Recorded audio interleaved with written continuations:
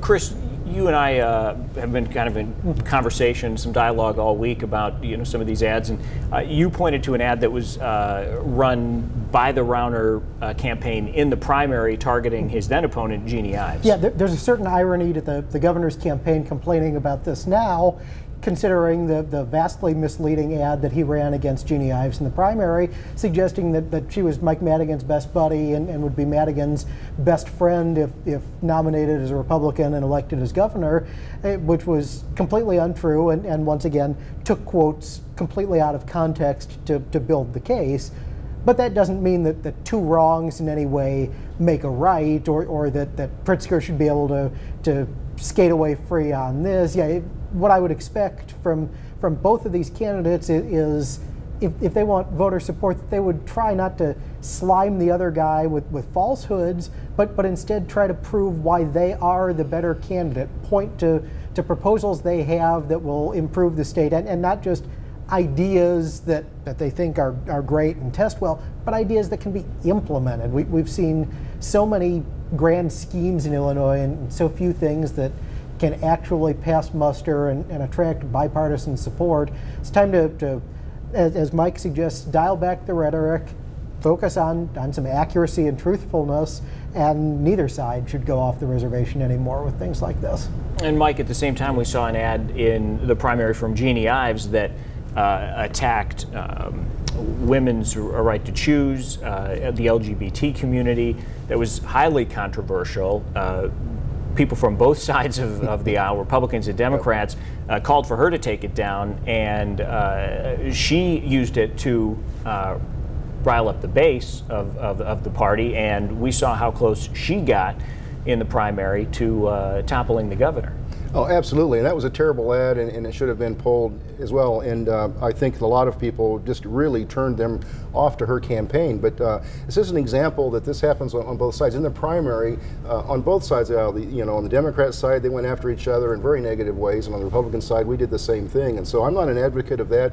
It doesn't make me proud to be an activist to see that type of tactic used, and I strongly am against any campaign using those types of tactics. But those negative ads work, or they wouldn't continue to be run. I mean, I keep hearing that over and over again. Negativity and that kind of stuff works, and it's unfortunate in society that people gravitate to that type of a message. So, Rob, doesn't the Pritzker campaign have something better to run on than falsely attacking the governor? Well, I don't know if I really need to do my research on it to see if there's a false attack on the governor, but I would say there is a plethora of things to run on for the Democrats, and a galvanized base, and from the top down at the national level, it's creating tons of reasons to run.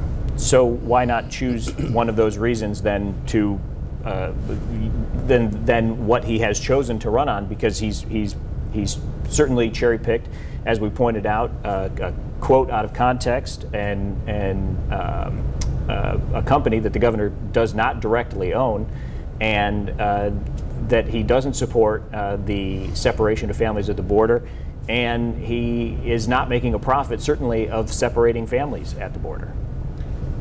I'd have to do my research on it. But what then should J.B. Pritzker be running on? Well, I mean, right now he should be running on, a platform, and I think he is, pro-union platform. So, not having right to work zones in Illinois, and I mean, that's just one example. Well, this ad is clearly distracting from that message. So is it time for J.B. Pritzker to pull that ad off of the air? Because this is what everybody's talking about right now, from Chicago to Central Illinois to downstate. So is this ad not a distraction? I need to see the ad more. I need to research it more in order to be able to give an adequate response to these questions for that. Chris, should the Pritzker campaign pull the ad off the air? I would think it would be an appropriate move for them to make, to pull it off the air. Besides which, as with any campaign, they've gotten the mileage out of the ad at this point by running it.